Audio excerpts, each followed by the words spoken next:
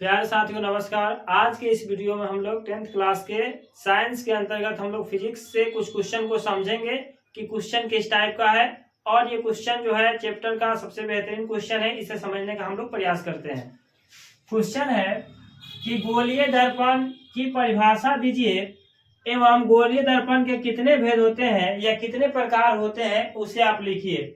तो गोलीय दर्पण की परिभाषा है कि एक गोलीय दर्पण एक खोखले गोले का हिस्सा है यानी भाग है, हिस्सा या भाग है, जिसका एक सतह जो है पॉलिश यानी चिकना करके चमकदार बना दिया जाता है, वह गोलीय दर्पण कहलाता है। ठीक है, परिभाषा समझ गए होंगे।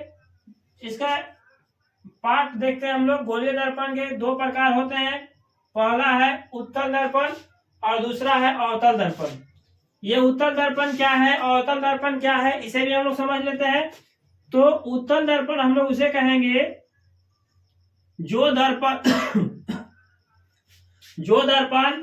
क्या होगा, किनारों पर पतला होता है, बीच में चौड़ा होता है, उस दर्पण को हम लोग कहते हैं उत्तल दर्पण। और अवतल दर्पण किसे कहते हैं, तो वैसा दर्पण जो बीच में पतला और किनारों पर क्या हो, मोटा हो, उसे हम लोग कहेंगे अवतल दर्पण। तो समझ गए अवतल और अवतल की परिभाषा।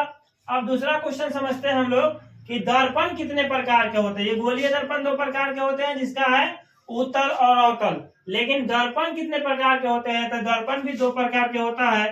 पहला है समतल दर्पण, दूसरा है गोलीय दर्पण। यही गोलीय दर्पण की परिभाषा हम लोग यहाँ जाने। आगे की वीडियो में हम आपको समझाने का प्रयास करेंगे कि समतल दर्पण क्या है और समतल दर्पण के कितने प्रकार होते हैं। ये सब हम आपको आगे की वीडियो में बताएंगे। आप इसके लिए इस चैनल को सब्सक्राइब कर लीजिए, इस पर ये वीडियो आपको मिल जाएंगे। तीसरा क्वेश्चन है किरण पुंज किसे कहते हैं। किरण पुंज का मतलब प्रकाश स्रोत का किरण पुंज होता है, जैसे समझ लीजिए। इसका आंसर है कि प्रकाश के किरणों के समूह को जब एक साथ बहुत सारे प्रकाश जो चलता है, तो ये बहुत सारे प्रकाश के किरणों के समूह को हम लोग क्या कहते हैं, किरण पुंज कहते हैं। क्या कहते हैं, किरण पुंज। ठीक है, प्रकाश के किरणों के समूह को, यानी जब बहुत सारे प्रकाश एक सीधी रेखा में गमन करते हैं, तो उसको हम लोग क्या कहेंगे, प्रकाश का किरण पुंज कहेंगे। तो चौथा क्वेश्चन बनता है किरण पुंज कितने प्रकार का होता है। किरण पुंज जो होता है वह तीन प्रकार का होता है।